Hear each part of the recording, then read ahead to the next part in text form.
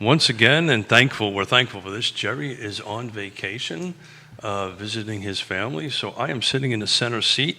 I've got to my right a dear friend, a partner in crime, and just an all-around great guy. Quentin Beckham to my right, and we're gonna do today something a little bit different. We're gonna do a little bit of Q&A from the feed. I've got Quentin over here viciously looking at all as he's winking his eyes. This is gonna be fun, guys. I don't know what's gonna happen, but we're just gonna have a ton of fun. But what we want to do, guys, is ask some questions of us. We're gonna kick it off with a pretty high-level question.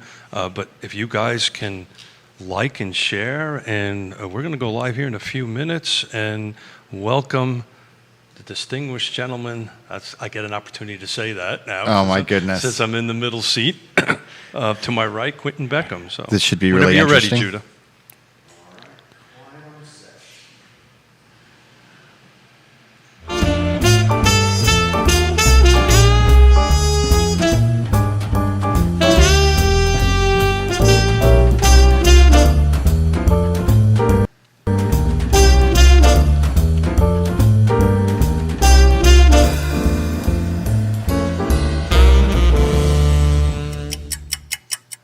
Good morning, everybody. Welcome to Real Talk.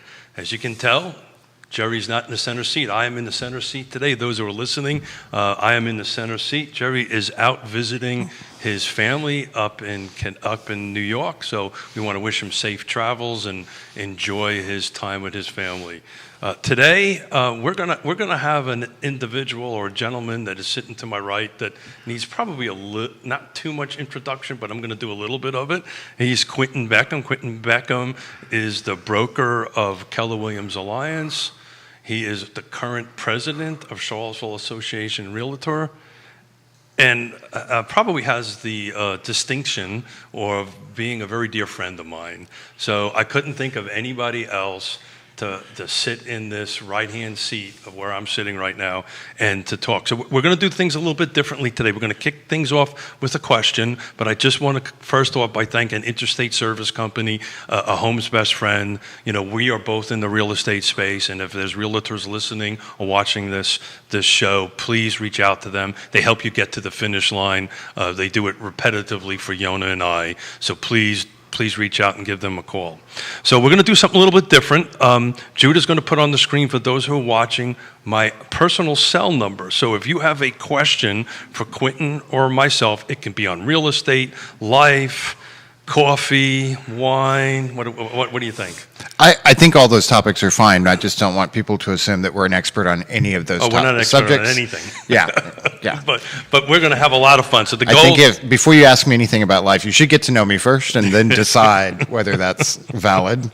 Well, I get to know you. It's extremely valid. So my cell number, for those who wish to text the question in, who may be on the road or want to multitask and watch us live on Facebook and text, is 434-531-0795. I've got my phone. I'll be watching that.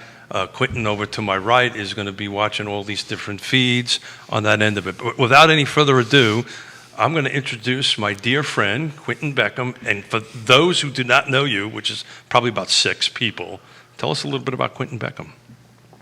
He's really happy for coffee this morning. It was sort of an odd start today. Things are running a little bit behind, and a little extra caffeine to get the neurons firing. I have to say, when you rolled in, you had that look on your face like, hey, Quentin, why don't you go get some coffee? Yeah, just stop talking to me. I'm going to get coffee. Stop talking to me.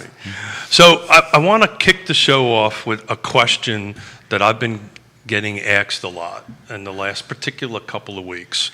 And we've been texting back and forth a little bit about this in the last couple of days. But the question is this word inflation, right? As he sips his coffee. So such an awesome word. It's an awesome word. So, the question that I've been asked, and I'm going to pivot it to you because you're just like a genius, is will inflation impact the real estate market? And if so, how? And if not, why? Big question. Oh, wow. That's a lot of questions all wrapped into one. inflation, when it happens, impacts damn near everything, so real estate would not be excluded from that. I think what's most important when you talk about inflation and the potential for it is the opportunity for just the general spending power of a dollar to diminish. And a lot of people are really young. We talk about inflation like we know what inflation is in the last couple of decades, but a lot of the folks that I interact with were not really alive and purchasing things in the 70s and 80s. Oh, I remember those all too well. And that was when inflation was really a big deal. Double digit, year over year in the 10 to 14% range. And I think it was 1981 where it peaked at 20% inflation year over year, measured on a variety of things and averaged out. And there's a gentleman by the name of Paul Volcker. I remember that name. Carter put him in his Fed chair and said, hey, fix the inflation problem. And he said, okay, but you're not going to like it. And he basically had them stop printing money. And so if you sort of picture a little island, and whatever's on the island is all that's there, and there's $100 to use to buy and sell things on the island. If there becomes $1,000, there's still only so many coconuts. And so now, instead of them being $1, they're $10. And his solution was, I'm just going to stop printing money, and this be how we're going to fix this. And it worked to a degree. It also created a recession that led into the 80s. It was one of the tipping points for that. But it did work to a degree to do that. Interesting little side note, Paul Volcker is the same guy that took us off the gold standard, so you couldn't trade in a dollar for a dollar's worth of gold anymore, so that the economy could grow. So one of the things that Jerry and I have been talking about on the show repetitively, and it's just something that I've been coined, and I'd love to hear your reaction to it. I believe one of the best hedges against inflation now, today, is to buy a home. Right? Would you agree with that or disagree with that? I would want you to tell me more about that. So we just had a note here that rents are climbing. Rents are $200 nationwide, so $200, according to Washington Post, is $200 higher in this year in June 20 versus in 19. It's about $200. So if I buy a home today at 2.77% interest rate, 3% interest rate, that locks in for 30 years, right? So what happens is you are now locked in. You're not going to be caught in this rental inflation range. So as far as homes are concerned, as far as residents, as far as living is concerned, buying now, in my opinion, is the best way to hedge against what we believe is inflation is coming down the road. So if I buy something now, I'm fixed at $1,200, $1,500 a month. It's done. 2 years from now, if I'm renting, that $1,500 may be $1,700 and maybe $1,800. Does that make sense? And I think what you're saying is true, and we could have said that same thing 5 years ago, and it would have been just as true, even though rates are lower today than they were then. That is true. Because there's still cost of goods involved, and the sale prices changing, and all of that sort of jazz. So it is always a sound argument, assuming all things being equal on the buyer's side. Assuming all that stuff is equal, it is always a sound argument to say, if you want to build wealth, if you want to fix your housing costs, if you want to avoid the deleterious effects of inflation, owning your home is a better way to go. So this concept of the text questions are working so far. Oh, you're getting text questions. Good. I got a text question, and I'm trying to figure out how I can articulate this text question a little bit better. So for those who are listening, Quentin and I are both wearing on our lapels a little lapel pin, and it's multicolored. It has a rainbow colored on one side, and then on the right-hand side, it fades in from white to a darker color. I'm getting questions. What is this? You want to talk about that a little bit? What does this represent?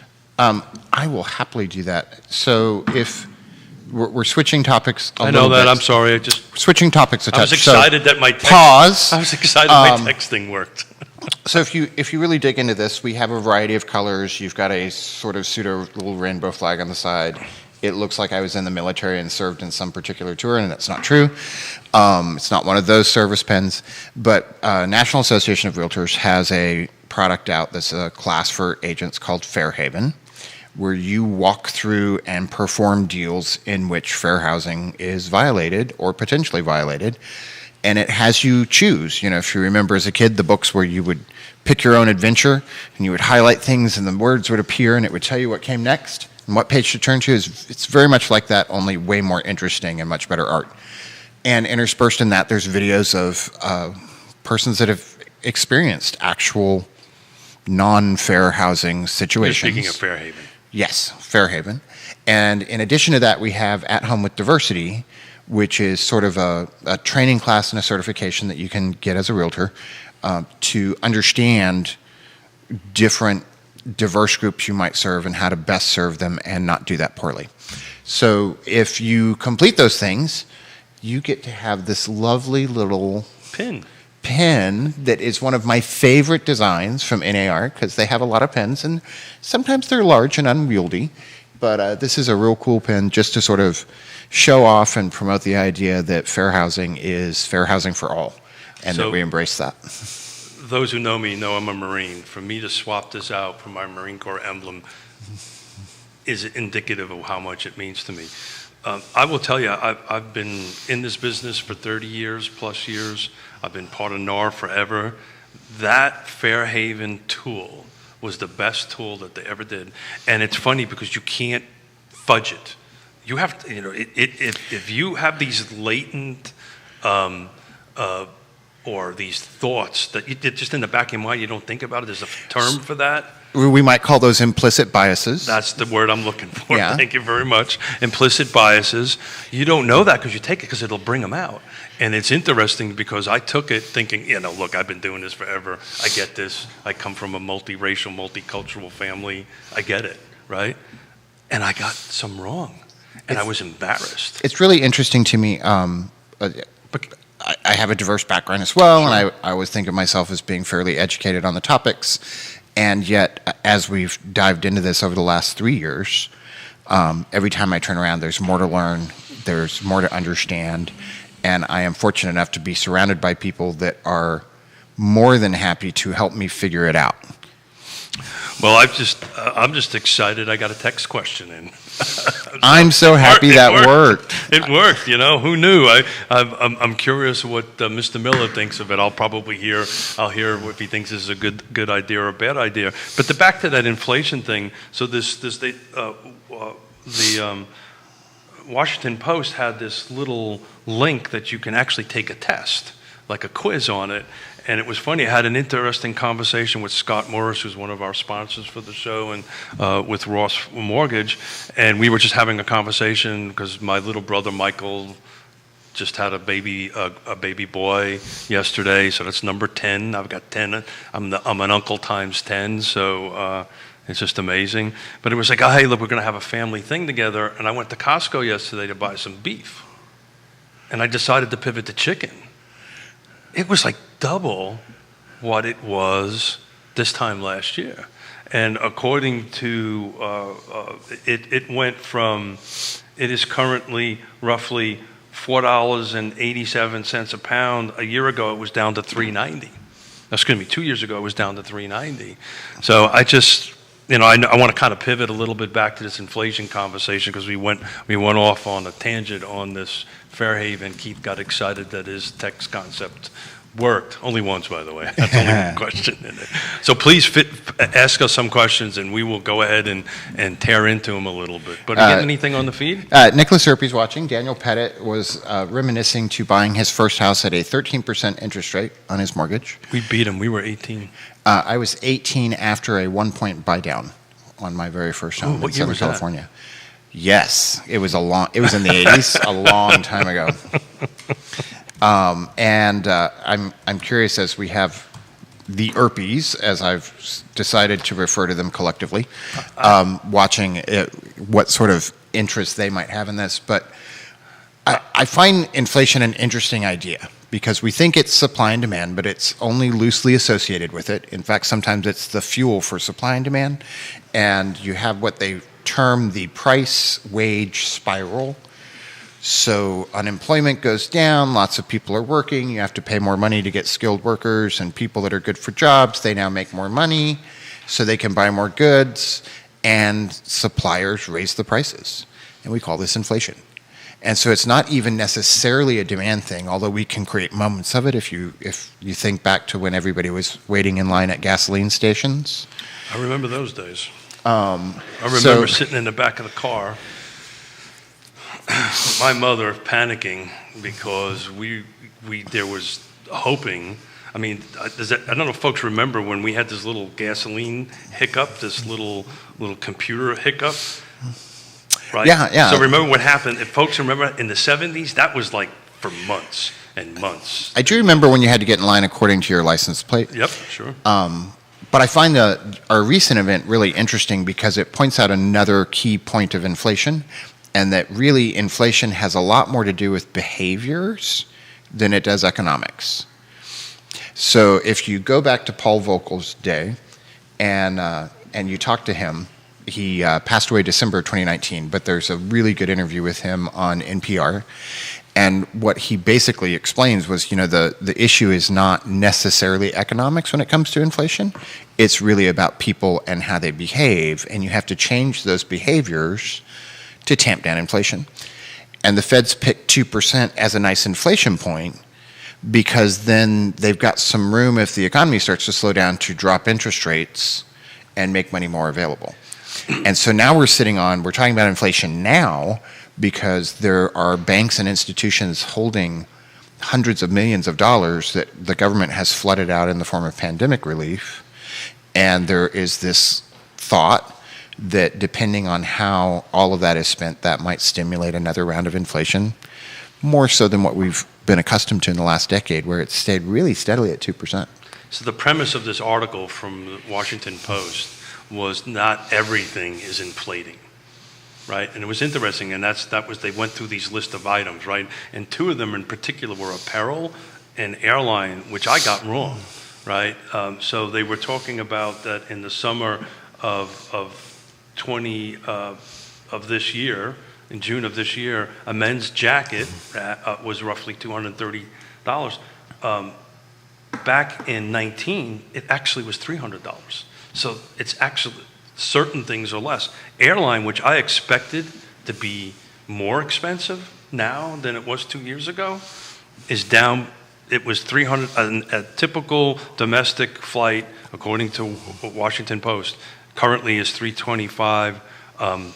This time 2 years ago it was $358. And I would have thought with fuel going up.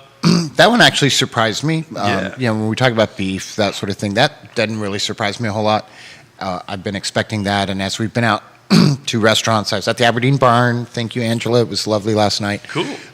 And they've had to raise some of their prices because their suppliers are beef. raising theirs. We went back to this whole. We went back to beef. Yeah. But it surprised me that airline tickets were less. Yeah, I did a little research on it because I quite didn't believe, and it's actually true. So the Washington Post didn't lie to you, is what you're saying? I'm thinking the Washington Post didn't lie to me, but maybe the other places lied the same as Washington Post. But here's a killer, and maybe we'll throw this out to the feed and see if somebody can come back to it. Spring of 2021, the average cost of a used car was $22,533. Anybody want to guess what it was in June 2019? So this is nationwide. Right, so it was a used car, and we've been talking about, driving till you qualify, flying till you qualify, right? And this has a direct impact into housing costs and affordable housing and all these things we've been talking about, because if you're living 30, 40, 50 minutes away from the work, more than likely you are driving in this environment because we just don't have the public transport to do it. But this knocked my proverbial socks off. So I know that you looked at it, but I'm just curious if somebody can either text or come in and go So ahead this and is do where that. this is where I feel like we need an economist, because when I read and try to learn a little bit about inflation and have an informed opinion about it, it feels very separate from the issue of supply and demand. So when you go to the used car prices, which were the biggest reason our overall inflation markers jumped during the pandemic, because used car prices make up 1% of the total index, but they went up by a dramatic amount and really tilted that index up. And I want to say they were responsible for 2/3 of the overall rise in inflation because of that single price. But that was really a function of supply and demand. That's exactly right. Because chips and factories slowed down and production slowed down, people moved away from public transportation and had to have different cars to get to and from work and this and that. And more new used cars came on the market at a higher price point as well, because families that had two only needed one. They went ahead and sold it. And so I'm really... Do you think COVID had something to do with that, with, the moving? Oh, absolutely. Yeah, sure. I think in both ways, both in there being more used cars put out there and still not enough to meet the demand of people no longer wanting to sit on a subway.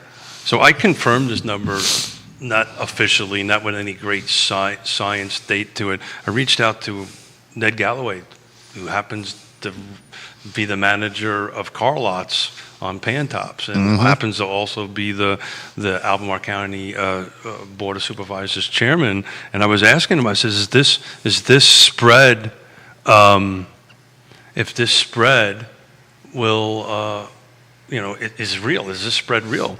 So I'm getting a couple more questions in here. My ADD just kicked in, so I'm going to look at the phone. You look at the phone. I'll look at the phone real quick. But anybody in there take a wild guess of how much that spread was? They have not yet. I think what's interesting though is used car prices will not cause inflation. Yes, they will raise the ticker, but there's only so many purchases to happen, and it's not going to cause the kind of inflation that we talk about when we're talking at the federal level. So a used car today, according to this, versus 19, will cost you $6,586 more. And I think the difference is inflation by definition. Ned didn't confirm that number, but he said it is more expensive. I don't disagree. Yeah. I think the difference being inflation means that your dollar's worth less versus a product being priced higher.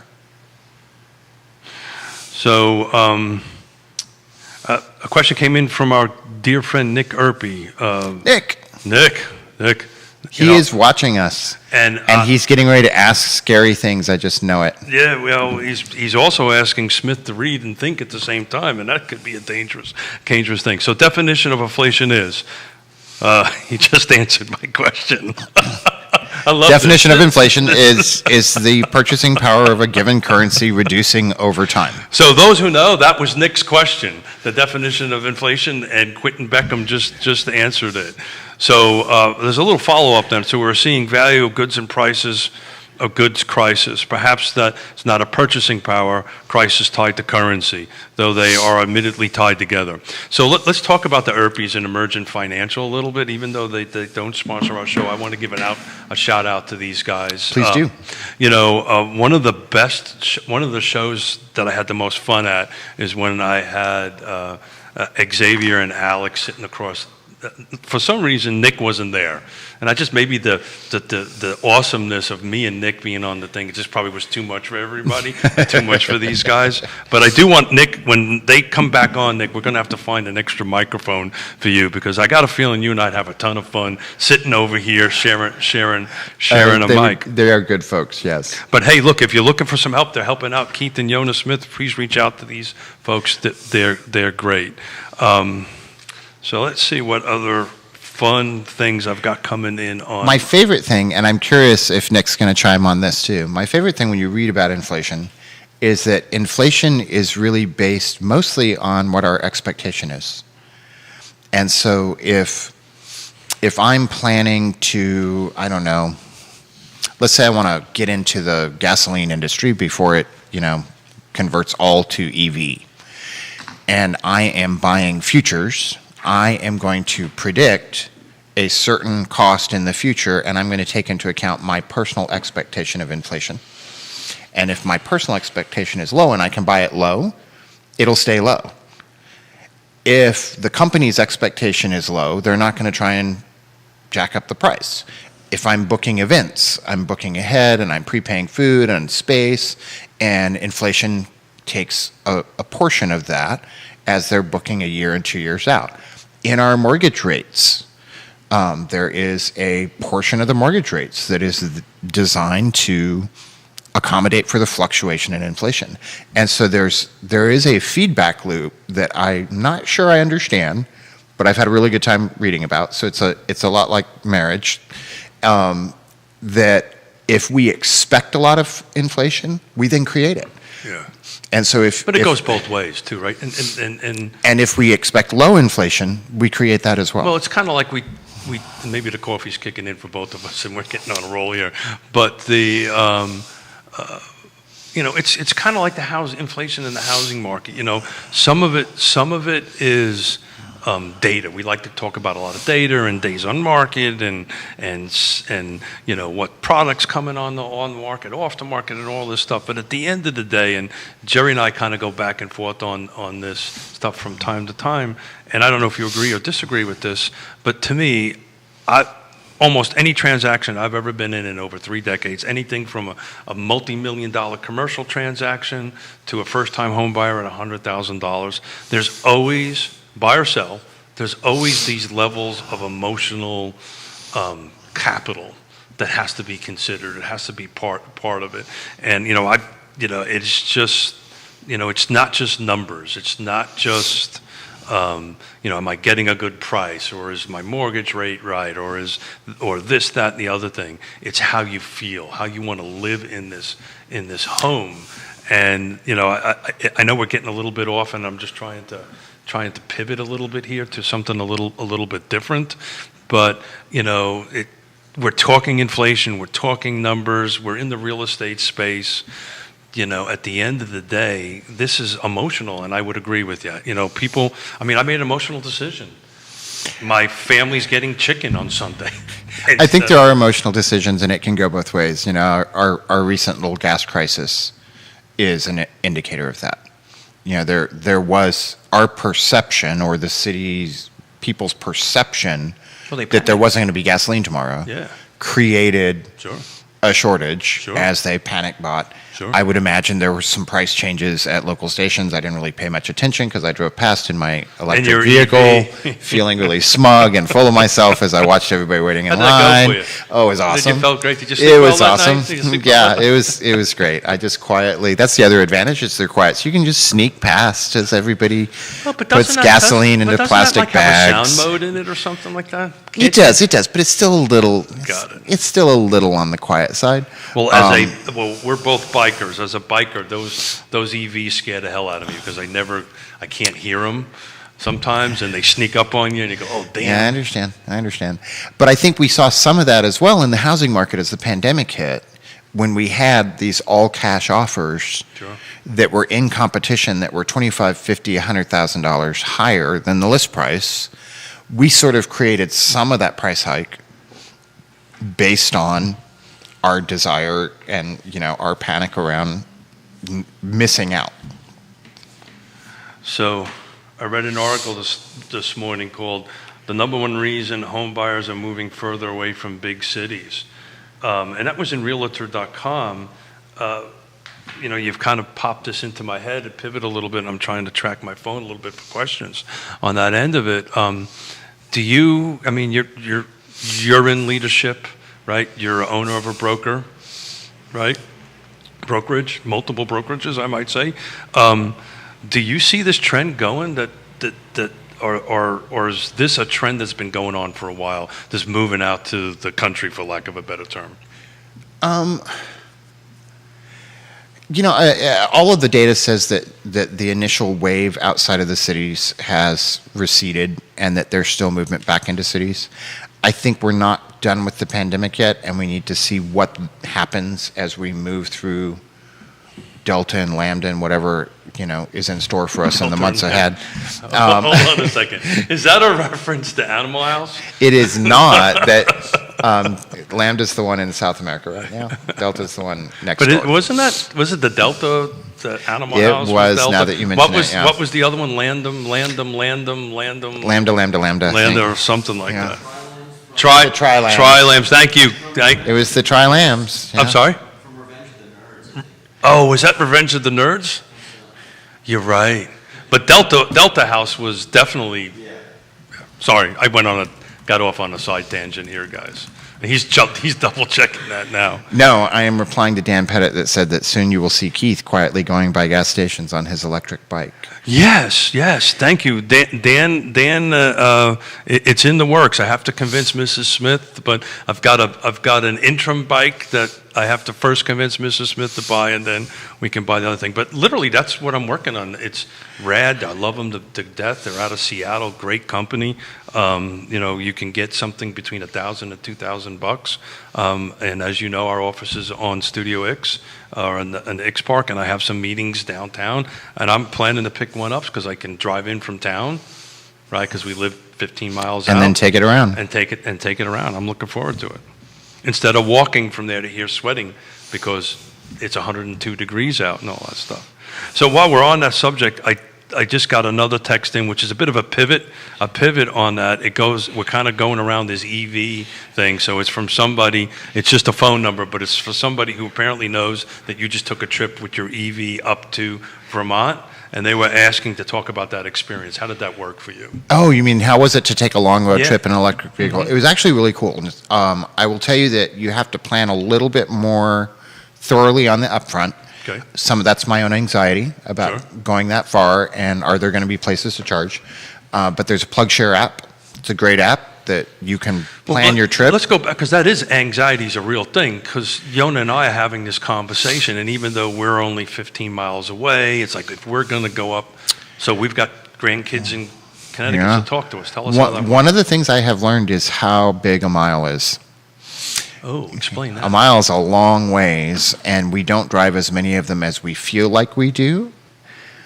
And so if I charge on a Sunday, I can do 10 days before it even gets down from 80% to 50. Yeah, but you live in the city, right? So that's. I live in the city, but you're saying that like you're not driving out of state when you go home, Keith. There's not bridges and barges and other things that you're having to pass through. It's really not that far. Or get stuck on. Sure. And you have the opportunity to plug it in at night when you get home and wake up to a freshly charged battery. So how many miles a day do you put on your car, you think? Oh, I have no idea. Got it. I have no idea. Now, the road trip, though, spending time around town has been a breeze, and I've never not had enough juice to get anywhere I wanted to go. Even when I was not terribly thoughtful and I didn't charge it the night before. Traveling longer, what I liked about this road trip is we had pre-planned stops. Most of my friends are sort of, hey, we've got a 12-hour drive. Let's see if we can do it in 8. And you're sitting in the back seat because you haven't gotten to use the restroom in 6 hours. You're sweating, you're hot, you're racing down the freeway. And yes, Elena, I am talking about you. And you're racing down the freeway, and it's this competition. I've heard stories about Elena's driving at our little cocktail hour we had the other day. Yeah, there was unabashed discussion about don't get in the car with Elena. I'm just saying. I don't know that if you're going anywhere with Elena would like to get there first. Yeah, got it. And she's just grown up in areas where that was how you drove. Sure. I'm from LA. You take me back to LA and you stick me in a car on the freeway. All the aggressive driving instincts come out. I cross the Delaware Bridge and work into. Yona will tell you, I become a very different guy. Yeah, I don't very doubt that. different guy. What I liked about this trip is we had pre-planned stops. It took me 10 to 15 minutes being plugged in, which is not that long. How does that actually? Because I'm generally, I know people are watching and listening, but I've generally wanted. It's a charging station. You drive in, like Sheetz has tons of them. You'll see them at Walmart's. There's some not far from us at the Albemarle County building. So you like organize a P stop. So you organize a stop, whatever you want to call it. Where you get out, you stretch your legs, you use the restroom, you refresh your drink, you see if there's a snack that you need. Sure. You wipe off the windshield from however many bugs that you've ended their lives, and then you get back you unplug it and you get back in the car. It charges your credit card, and you go to the next stop. So, And it does add time, but my anxiety level once I was on the road was so much lower because typically if I'm a passenger with one of my friends, and this is more than just Elena I'm talking about, if I'm a passenger with one of my friends, there is this sensation that, okay, we've got 5 minutes, hurry up, and I'd be standing at the car ready to go, because as soon as that gas pump handle clicks, they're out. we are on the road It's again. like a NASCAR thing. You know, it is a true pit stop. Well, you know, I'm a little older than you, but we're of close enough of an age that, you know, I don't know about you, but about 2 to 3 hours when I'm in the car, you know, nature calls and I need to stop. So in 10 or 15 minutes, how much does it charge up, usually? I got to 100% every time we stopped. So 10 minutes to 15 minutes takes 10 to you from 15 wherever minutes. you were. So you understand there's level 1 chargers, which is basically what these lights are plugged into. It's just regular cord. 110. And those take days to charge the battery because we're talking kilowatt hours of charge that you need Got to it. have. The level 2 chargers, which are what people have installed at home, are 220, 50 amp breaker, and that will charge you from 0 to 100 in hours. And then the ones that you stop at on the side of the road are anywhere from 50 to 350 in terms of their push and their direct current, so it's a much heavier push. And you can get, at a 50, it might take me 20 minutes to get an 80% charge. At a 150, it might take me 15. Different cars charge at different speeds. It's based on the heat of the battery and their cooling systems and all that sort of thing. So it was, Jerry and I had a conversation a couple of shows ago. We were talking about public transportation and so forth and so on. And he said something that kind of was an aha moment for me, that, you know, we're having this conversation about the, you know, real estate, you know, we're driving till you qualify, right? The real estate, the affordable housing, we're pushing out from the center, we're going out, and we're going out 15 miles, 20 miles, so forth and so on out there. And the conversation was wrapped around bringing like public transport from, let's say, Lake Monticello, or park and rides, or jaunt, or something like that. And one of the viewers chimed in on something, and we're wrapping this conversation about the EVs again. What impact that might have? So, you know, I'm looking at a Bolt, right?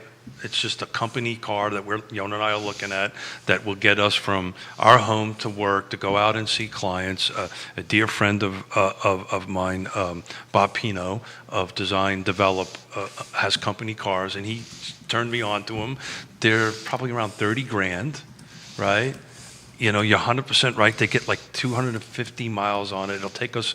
We clocked our miles, Yona and I, recently, right? We don't even come close to that in a week. Not even close. So we can charge it, as you said, for once a week, and we're like, okay, well, let's do that. But if this becomes a normal thing, is that going to make this drive till we qualify even worse? Does that Did you make just sense? call me abnormal? No, I did not call you abnormal. Did I call you abnormal? I called you Abby Normal. I feel pretty normal. Abby Normal. What movie is that from? That is from Young Frankenstein. Very good.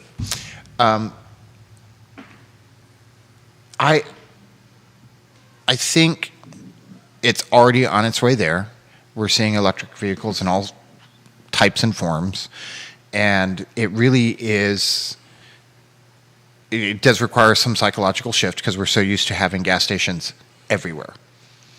And so the infrastructure in terms of places to stop is already there. They've already got the electrical run that can manage it, but it is getting those things put in that is a big deal. And I'm curious to see, as bills roll through Congress, if this actually makes it all the way through and expands that infrastructure network. So you're starting to see that already. I'm involved with a couple of projects that they're literally taking out car washes to put in EV chargers. Anybody on the feed? Dirty and electric. Just Daniel Pettit.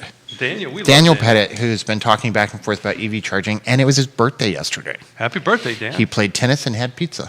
He had pizza at the same time.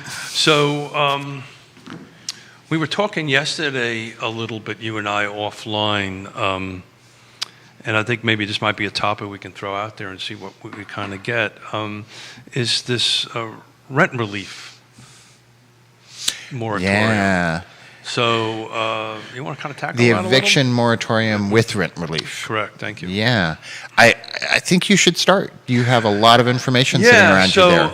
So let's talk a little bit about what this means for the folks that may be renting, and then they may have to use this moratorium, because I've done a lot of research on it, and in a certain degree it's very similar to the forbearance program.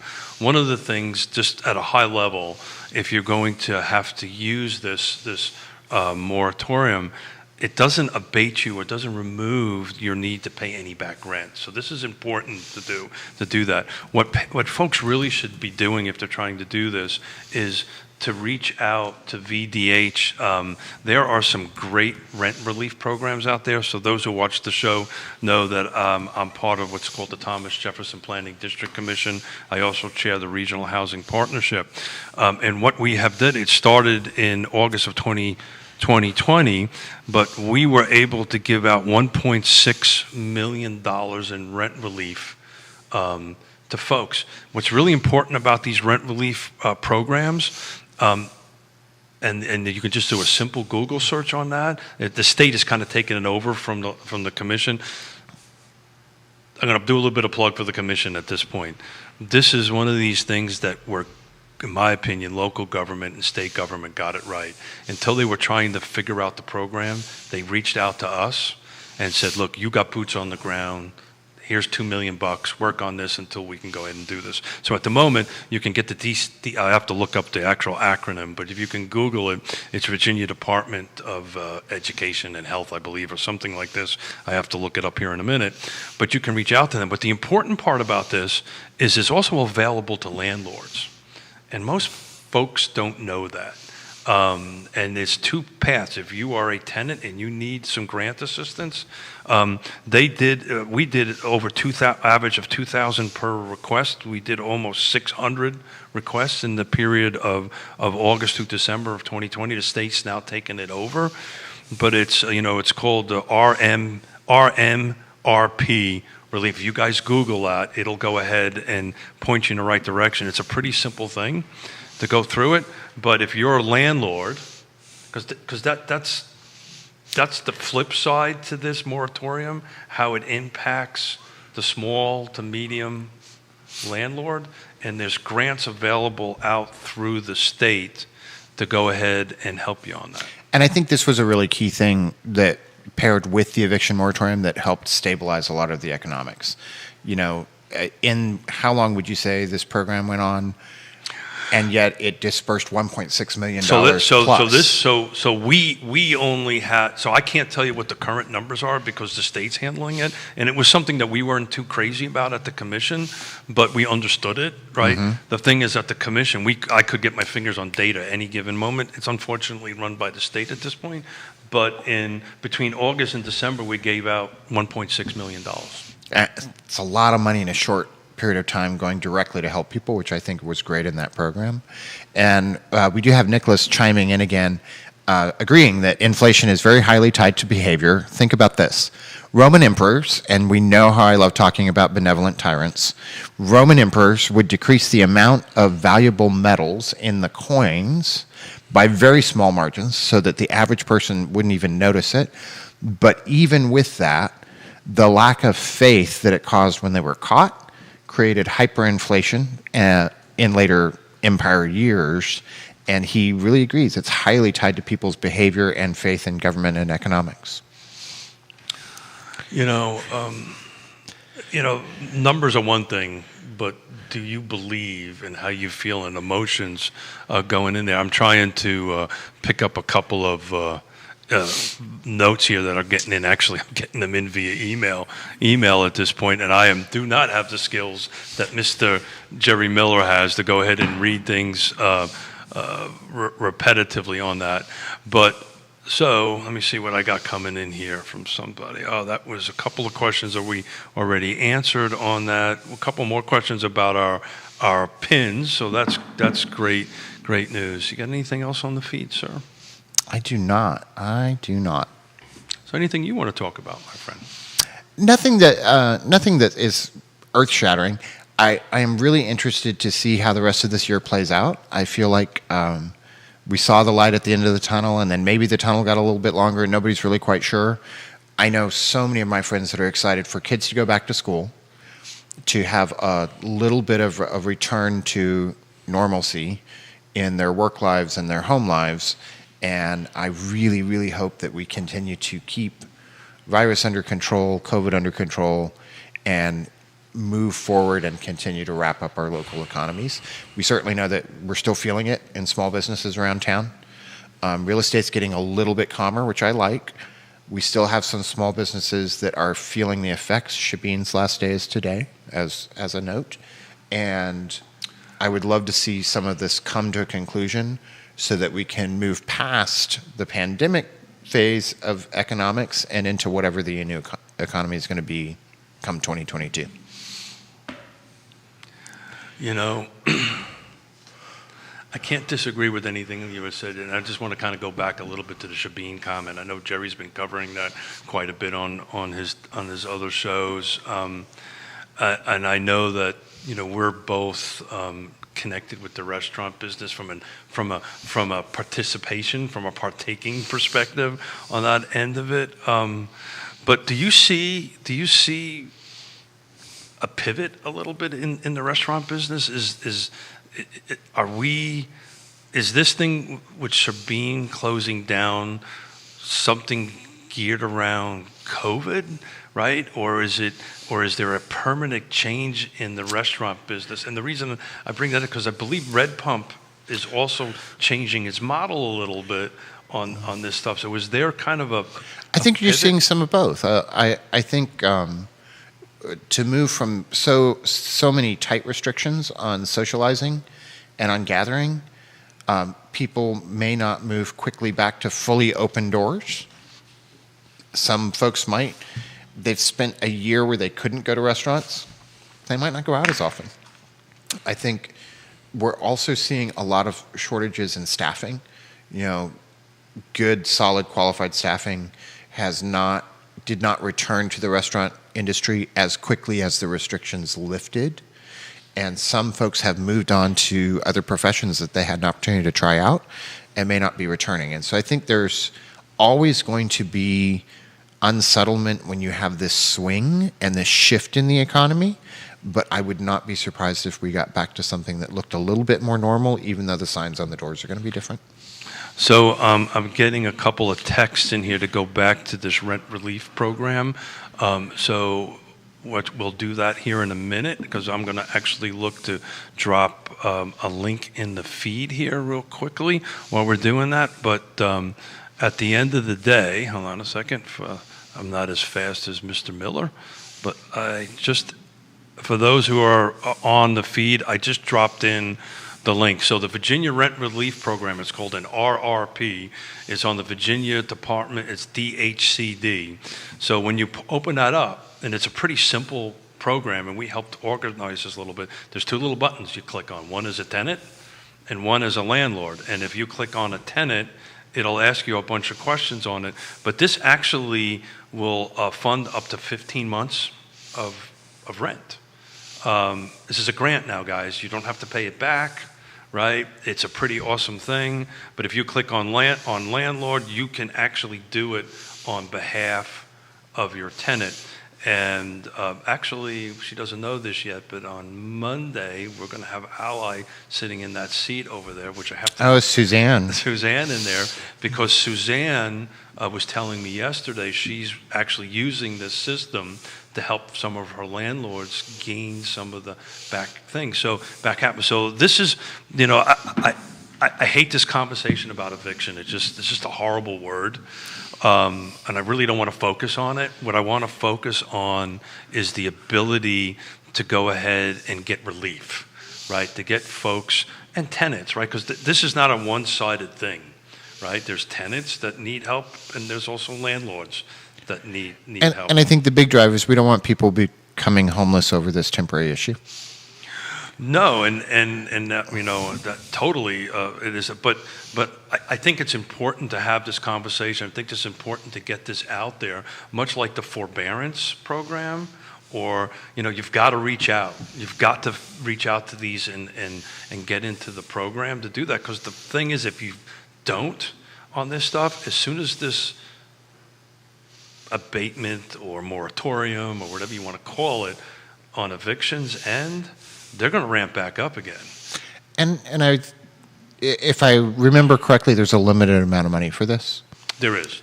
But the federal government is starting to move some more money in it. I don't have that off the top of my head.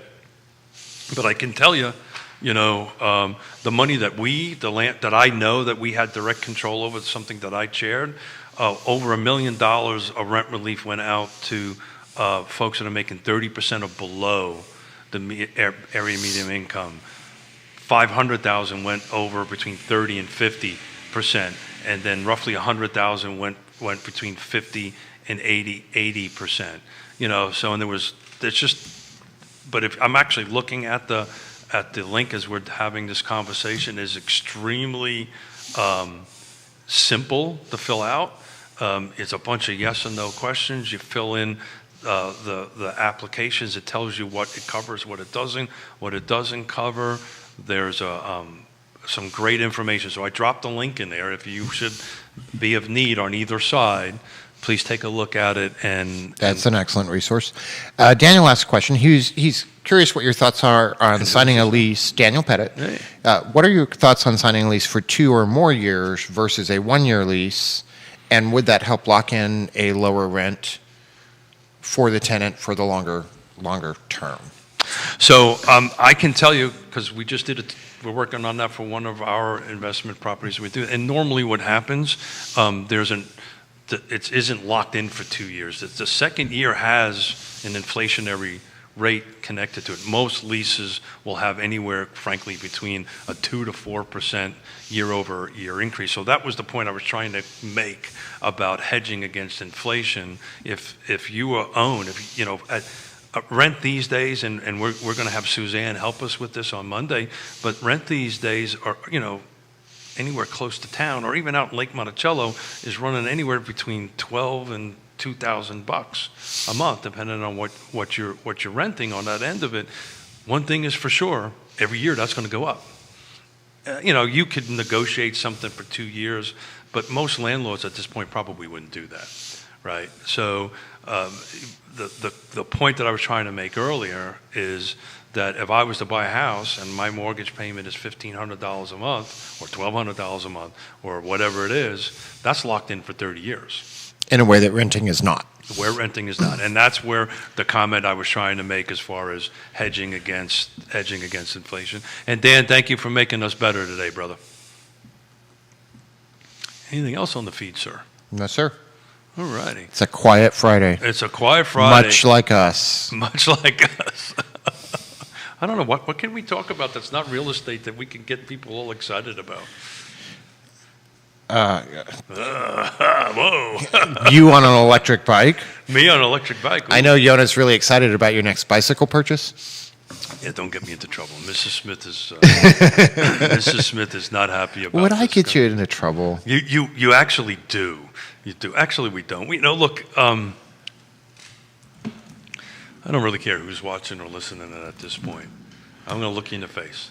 I love you to death. Thank you so much. Thank you for everything that you do for us. Thank you for being part of our lives. Thank you for helping Yona and I be better at what we do every day. Because I don't think we could not do this without you. And I mean that from the bottom of my heart. I love you to death, brother. And this was a big ask for you to come and sit here today. I know your schedule is super huge.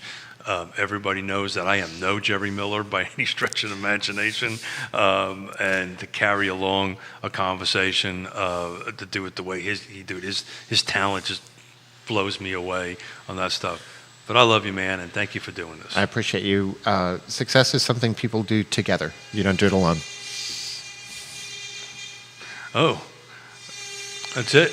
Are we in the dentist? There's a drill. Are we in the dentist? I got a question that comes in here. How does VR headsets, virtual reality, play into real estate game? Letting home buyers see the space without being there. Any thoughts? Thank you. I think that came from Nick. Thanks, Nick. I'm curious to see how that plays out too. It Hey! got really loud in here, and we may have to do a whole show on how finding homes is changing With the drill or without the drill? without the drill. Yeah, did we know we were having renovation work done there, Mr. Director? Yeah, okay. Well, this is exciting. This has been a great show. We've got drills going on. I opened my heart to Quentin Beckham, which, by the way, I didn't get too much back. I'm just saying. I'm just teasing you. VR, interesting question for VR.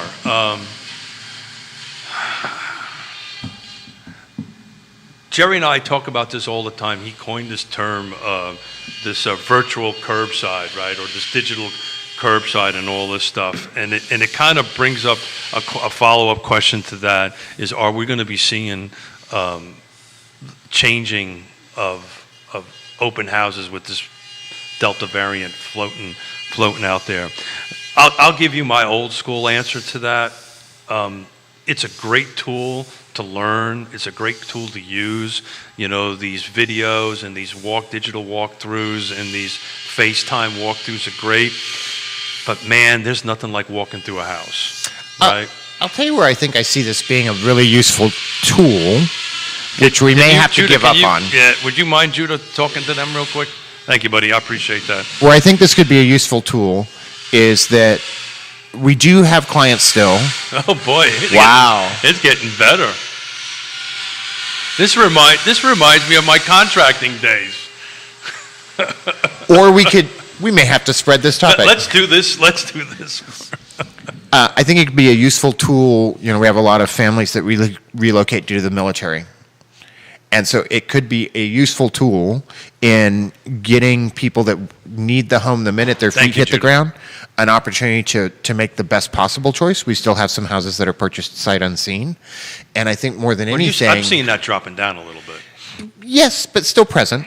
And I think anything that allows a client to see a broader swath of homes and narrow down to some really, really great choices increases the whole efficiency and makes a happier experience for them. Yeah, so I think we're saying the same thing, right?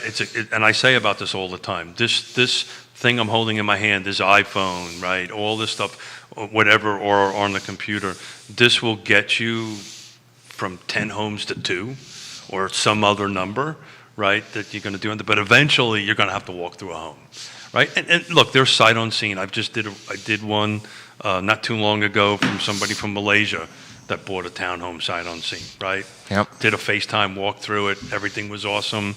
There was, believe it or not, buying it for her son that's coming to UVA. But we did a walkthrough and it was done and it was over. But 99.9999% of the time, you're going to want to walk through it, and you're going to want to touch and feel it. You know, it's just. We're looking at some property for the land trust, right, that I was asked to take a look at.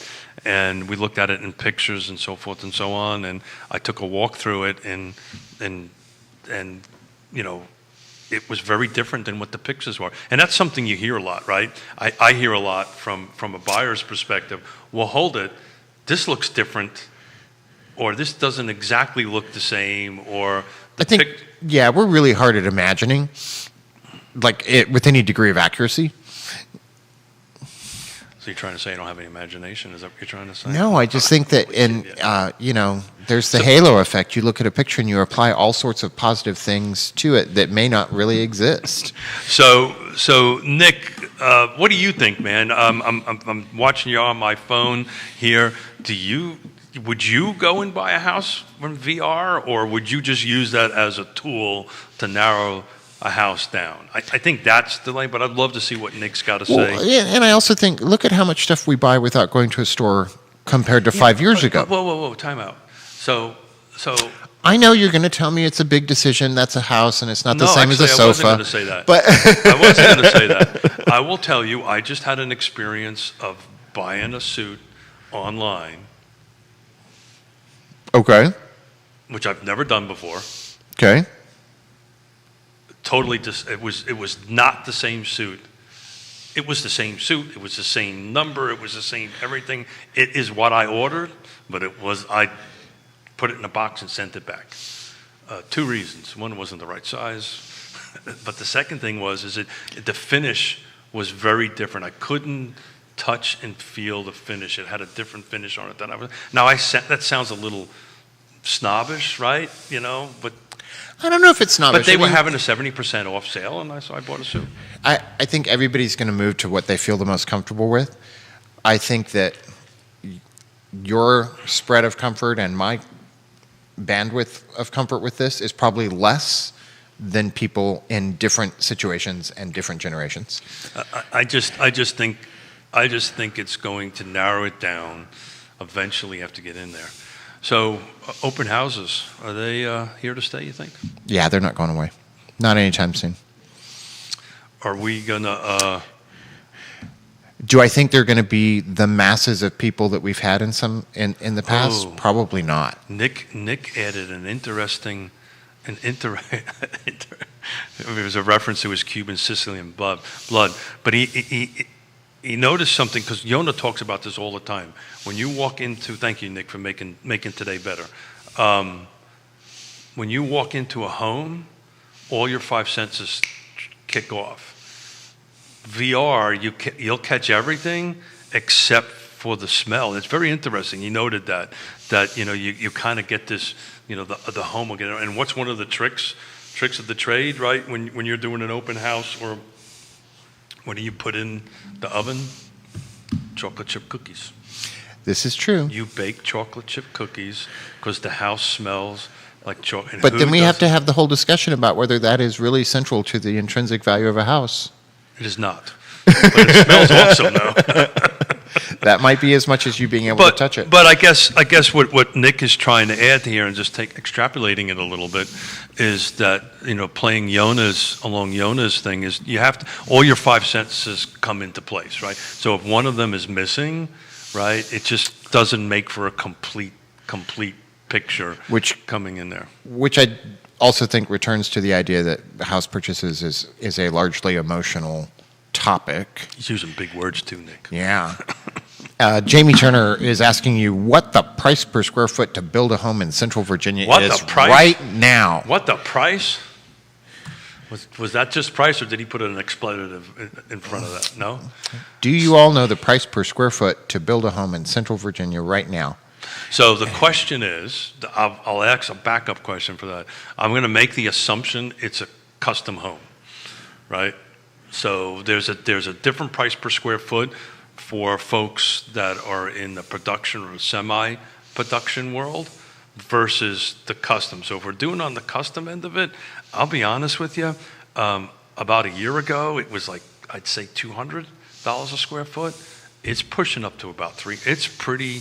It's pretty hard to not see something that's in the high twos or even the low threes today on that end of it in the custom world. And then you have the whole question, and this is actually the roundtable that I'm hoping to put together, is to bring Greg Slater to come in with two builders that come in. One's a production builder and one is a custom builder to tackle those questions of how these paths are going as far as cost per square foot.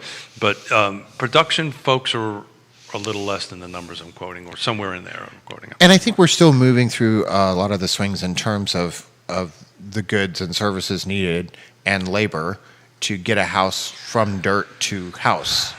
Well, we saw lumber stabilize a little bit, but prices aren't stabilizing a little bit on that end of it. So I hope that was helpful. I squirmed in my seat a little bit. The recovering developer, custom home builder hates that question because that square footage is on the custom side is so open for interpretation, right? Do you want to have chrome plumbing fixtures, or do you want to have gold-plated fixtures? Do you want 1,000 recessed lights or no recessed lights, or do you want, the design, the features, and all this stuff dramatically impacts the cost per square foot. Where on the production side, it's a little bit known because they have limited selection processes that you can go through. But the best course of action is if he's looking to do a custom project, let's assume that's what he's looking to do, is actually get in front of some builders and have those one-on-one conversations on that and say, this is what I'm looking to build, this is what I'm looking to have.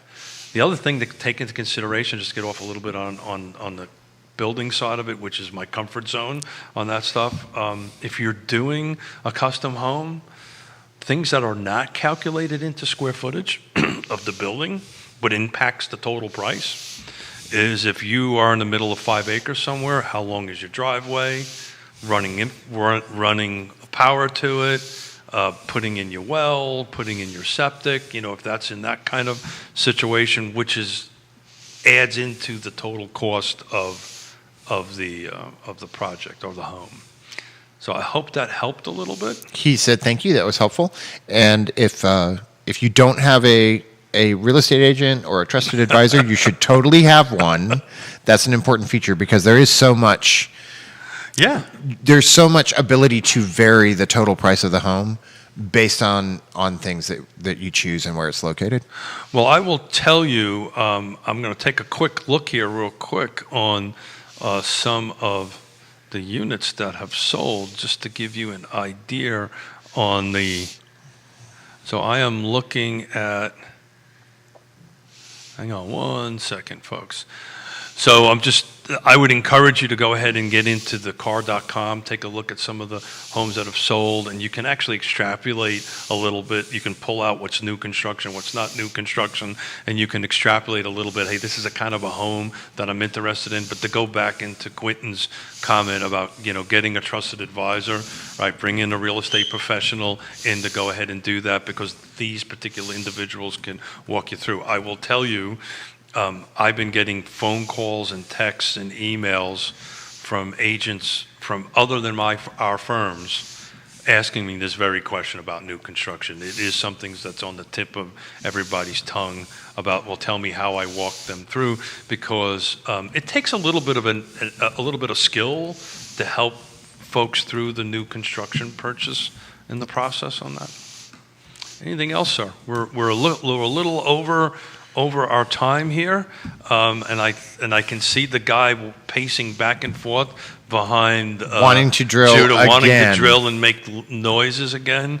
Look, folks, if you did anything on the feed before I wrap up a little bit. Jamie Turner saying thank you very much. Jamie's a rock star. Thank you, Jamie, for it. Jamie, offline. You've got my phone number. It's on the screen.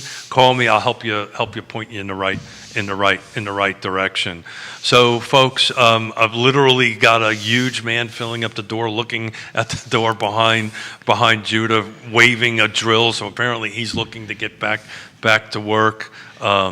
Safe travels, Jerry. I'll see you in this seat on Monday. Thank you for having enough faith in me to go ahead and go visit your family and sit in here. Hopefully I've done you somewhat proud sitting in this seat. Thank you to my dear friend. Thank you very much for having me. I couldn't think of anybody else better to sit to the right of me to help me through sitting in the center seat. So thank you very much. Please take a look at all our trusted sponsors and advisors across the bottom of the screen. Please support them. They are rock stars in our industry. Please reach out and help them. Guys, thank you very much. We will be back here on Monday for the Monday Market Monitor. I have to call Suzanne and let her know she's joining us on that. But we're gonna talk a little bit what happened over the last week in the real estate and continue this rental conversation moving forward. But anyway, guys, this is show, what would I wrote the number down, 190 something, 194, 2.5 years. You think I'd be better at this center seat after doing this for 2.5 years? You did fine. But I do want to throw something out to the feed, and folks, My phone number is there. Text it to me. On the 3rd of September is show number 200.